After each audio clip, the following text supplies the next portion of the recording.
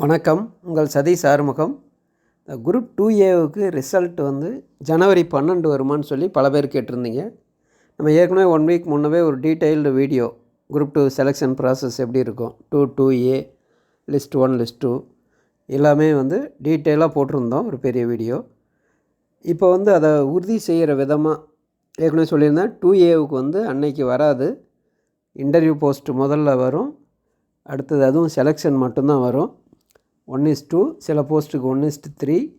அதை கூப்பிட்டு இன்டர்வியூ முடித்து கடைசி நாள் இன்டர்வியூ அப்போ மார்க் பப்ளிஷ் பண்ணுவாங்க. அதுக்கப்புறம் தான் ரிட்டன் மார்க் எல்லாருக்கும் தெரிய ஆரம்பிக்கும். அப்புறம் 2Aவோடைய ரிட்டன் மார்க்ஸ் அதை எல்லாத்தையும் சொல்லி ரேங்க் போடுவாங்க அப்படின்ற மாதிரி ஏற்கனவே சொல்லியிருந்தோம்.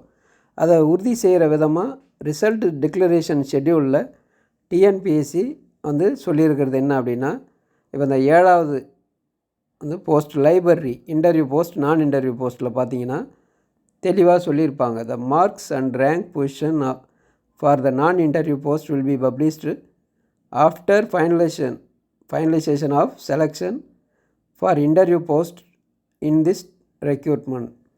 அதாவது இன்டர்வியூ போஸ்ட்டை ஃபைனல் பண்ண பிறகு தான் mark and rank position non interview போஸ்ட்டுக்கு வெளியிடுவோம்.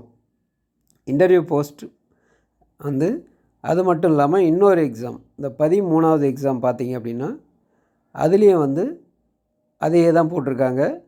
இப்போ என்ன சொல்ல வராங்க அப்படின்னா, ஏற்கனவே நம்ம சொன்ன மாதிரி மார்க் இன்டர்வியூ ஃபைனல் பண்ணிவிட்டு இவங்க செலக்டட் அந்த லிஸ்ட்டெல்லாம் போடும்போது டோட்டல் மார்க்ஸ் போட்ட பிறகு அவங்க இன்டர்வியூ எல்லா ப்ராசஸும் முடித்த பிறகு தான் நான் இன்டர்வியூவோடைய ரேங்க் லிஸ்ட், அந்த டீட்டெயில்ஸ், அதர் டீட்டெயில்ஸ் எல்லாமே தெரிய வரும். மார்க் தெரிய வரும். மார்க் தெரிய வந்த பிறகு தான் ரேங்க் போடுவாங்க. ரேங்க் ஏன் அப்படி ஆகும் அப்படின்னா, இன்டர்வியூவில் சில பேர் எடுப்பாங்க, எடுக்காமலும் போவாங்க. அப்போ அவங்க இது உள்ள முன்னாடி அவங்களால ரேங்க் மாறுதல் இருக்கும். அவங்க எடுத்துக்கிட்டாங்க அப்படின்னா அதில் செலக்ட் ஆகாத கேண்டிடேட், ரிட்டனில் அதிக மார்க் எடுத்தவங்க தான் இன்டர்வியூ போயிருப்பாங்க. அவங்க ரேங்க்கில் இதில் முன்னாடி வருவாங்க. அதனால் அதையெல்லாம் ஃபைனல் பண்ணிவிட்டு அப்புறம்தான் இவங்க ரேங்க்லாம் தெரிய வரும்.